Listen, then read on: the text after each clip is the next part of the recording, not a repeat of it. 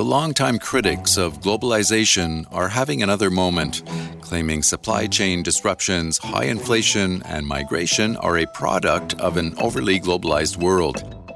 But history suggests that more globalization, not less, will help counter those disruptions. For instance, there's a substantial group of software developers all around the fringes of Europe, in Serbia, in Ukraine as well, who are working for foreign companies. And they're being paid in foreign currency. They're being paid in dollars or sometimes in euros. And that's a stunning example of a globalization of a workforce without any physical relocation. My name is Harold James. I teach history and international relations in Princeton University in the history department in the School of Public and International Affairs. And I'm also at the moment working on the history of the International Monetary Fund. Harold James is the author of several books, his latest being 7 Crashes, the Economic Crises That Shaped Globalization. And his latest article on the topic, In Defense of Globalization, is published in the March issue of Finance and Development magazine. So we talked before about globalization. In fact, we did a podcast 5 or 6 years ago now. And at the time, you felt it important to explain the history of globalization because it was also under fire then. And we talked a lot about the rise of populism and anti-immigration that was essentially fueling a lot of that backlash. What is different about the revolt against globalization we're seeing today, do you think? Well, when we last spoke, the discussion, I think, was about the loss of jobs because of international trade, and people were trying to distinguish the effects of trade and technology. It wasn't an easy exercise. They were worried about migration and the effects of migration on wages and on employment. So people, particularly in the rich industrial countries, were worried about losing some jobs because of immigration in health services or hospitality or so. And the discussion after 2020 is really radically transformed because it's no longer a discussion about the way in which globalization affects living standards so much as it's a discussion about globalization producing existential threats and shortages, first of all, in terms of medical equipment, but then in computer chips, and then a broader discussion of the vulnerability of supply chains. And so there's a thought after that that it's important, at least for big countries, not to be so dependent on supply chains and that they should very, very quickly try to produce more at home. They should reshore. They should also try to trade more with friendly countries. Treasury Secretary Janet Yellen talked about friendshoring. And the whole discussion, I think, has been given a new push after February the 24th last year and the Russian attack on Ukraine, in that the supply chain issues are highlighted in a new way. Russia and Ukraine are both major grain exporters.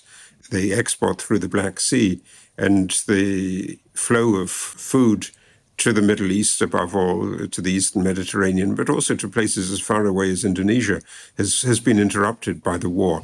And Russia had been thinking about, for a long, long time, using energy as a way of trying to get a political leverage. So the acute awareness of the geopolitics, as it were, of supply chains is, I think, the difference between the post-2020 story, and particularly the post-2022 story, and the story that we were talking about a few years ago. So what do you see as the big risk this time in terms of the impact on the global economy? I mean, you speak of the freezing of global economic growth in your article. What do you mean by that exactly? Well, the awareness of shortages and the focusing on supply chains means that people are much more conscious about the possible restrictions. For instance, the automobile industry was really, really badly hit by the inavailability of computer chips. And so what they want to do then is they want to stockpile things. And so instead of just-in-time delivery, you're finding people more and more concerned with stockpiling. It's certainly slowing down the global economy, but it hasn't destroyed globalization, and I think it's important to make that point as well. But it's bred a new sense of insecurity, and the problem, I think, is that it produces a kind of overreaction in that even for very large countries, it's impossible to really be completely self-sufficient. So if you think of something like the supply of the mRNA vaccines in the aftermath of the pandemic, they're produced as a result of research, but also of production activities in many, many countries. So the glass vials and the freezing equipment, and it's very, very complex. Even big countries can't really do it on their own, and certainly small countries absolutely can't do it. And so when the big countries really focus on this reshoring and on friendshoring, they're creating additional costs for themselves. Clearly, that's going to also be a drag on growth. But they're also producing a lopsidedness in the world economy because the smaller countries are really badly affected. So you speak as well about inflation and the relationship between inflation and globalization, and a lot of people are actually out there putting the blame on globalization for the inflation, the high inflation that we're seeing these days. But your story in finance and development essentially flips this whole argument about globalization feeding high inflation on its head, and you say globalization is actually an antidote to inflationary pressures. What's the thinking behind that? Absolutely. That's completely right for the Finance and Development article. And it's the result of thinking about really a long-run history of globalization since the early 19th century. And the reaction that the different countries, the governments, populations had to previous episodes in which there were acute supply constraints. And I take in particular two, because I think they're really dramatic turning points in the story of globalization. The first in the middle of the 19th century, in the 1840s, the widespread failure of harvests in Europe as a result of climate, very rainy summers, no sun, no growing season, the rain producing dampness and rot, and fungal infections following from that. And most famously, of course, the Irish potato famine. But the potato was a standard crop, a staple crop, not just in Ireland, but in northwestern Europe. So massive problems there.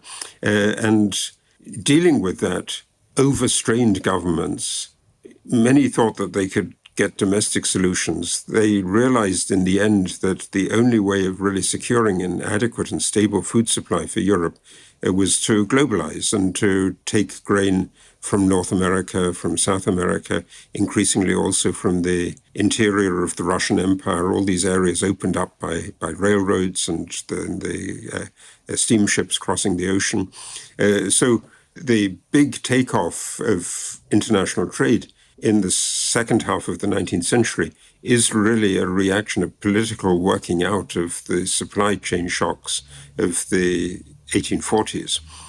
And at first, the supply chain disruptions in the 1840s produced big price increases, and the middle of the 19th century has inflation spikes. And then, as you get more global trade, the wider availability of resources puts pressure downwards on prices in the same way as globalization in the early 21st century put pressure downwards on prices. So globalization, I think there was a kind of increasing acknowledgement by central banks in the early 2000s that it wasn't just good design of monetary policy. That was important, of course, but it was also the globalization environment that was putting the pressure downwards on prices and leading to what was called the Great Moderation. And the second episode that I deal with is in the 1970s, and I remember that as a student in the UK at the time when the oil price shocks hit. And again, the feeling that we're completely dependent and vulnerable. And what the 1970s produced was the second great push in globalization. And if you look at the charts of the share of trade in world output, it's even much more dramatic in the 1970s and 80s as a rise than it was in the middle of the 19th century. So again, globalizing and getting more production from more distant parts of the world was a really crucial part of getting inflation down in the late 20th century. And you mentioned steamships there at the beginning of that last answer.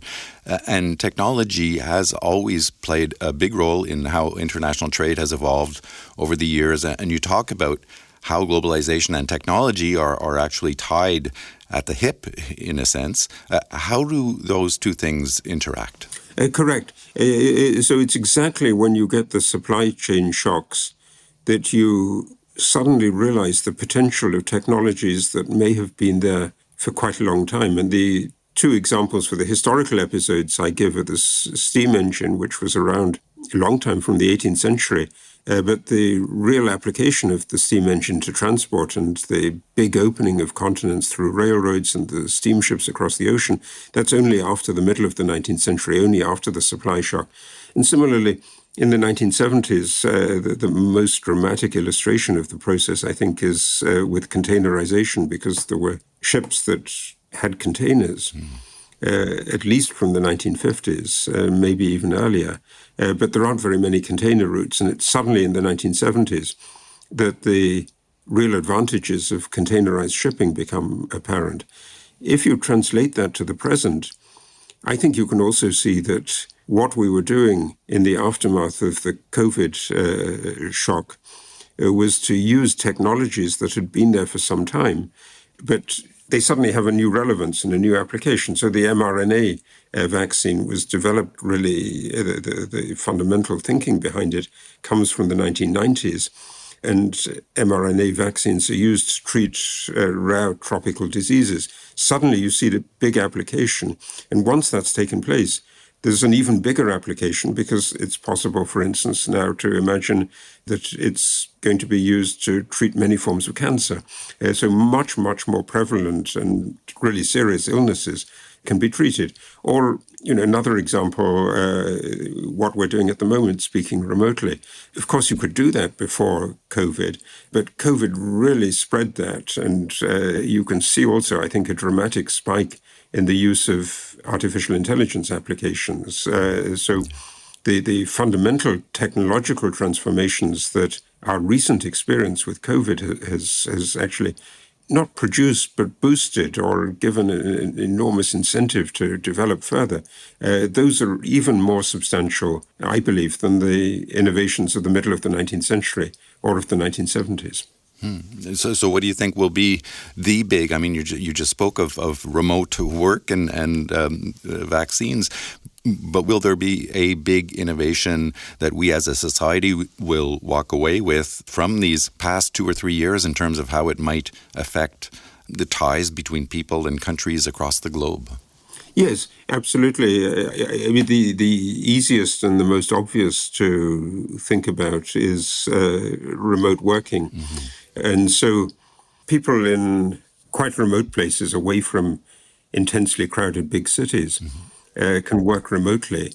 And often that's in different countries. And so, for instance, there's a substantial group of software developers all around the fringes of Europe, not so much in the European Union, but in Serbia, in North Macedonia, in Turkey, in Ukraine as well, who are working for foreign companies, and they're being paid in foreign currency. They're being paid in dollars or sometimes in euros, and they're in a way detached from their national economy. That's a stunning example of a globalization of a workforce without any physical relocation. Right. So, that I think is a telling example that we're into already. And you can think of similar remote applications. It's standard, I think, with many and increasingly more prevalent types of medical practice, that you can do those remotely.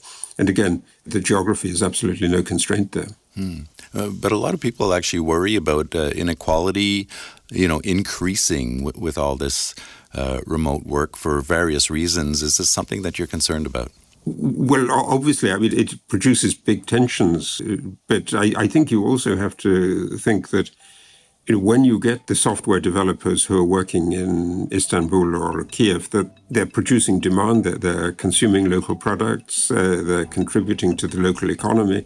And the Kiev story is even more interesting in a way because this big group of software developers played a very prominent role in the early phases of the invasion in terms of providing new software platforms to allow Ukrainian citizens to report the troop movements of the invading forces. So, these technical nomads, as it were, they do actually contribute something to the societies that they're embedded in. Well, Harold James, always a pleasure speaking with you. Thanks so much for taking the time. It's great talking to you, Bruce. Thank you so much. Harold James is a professor of history and international affairs at Princeton University and an IMF historian. Look for Harold James' latest book, 7 Crashes, The Economic Crises That Shaped Globalization, published by Yale University Press. And look for his article, In Defense of Globalization, published in the March issue of Finance and Development magazine. You can check out more IMF podcasts on Apple Podcasts or wherever you listen. And follow us on Twitter at IMF_podcast. I'm Bruce Edwards. Thanks for listening.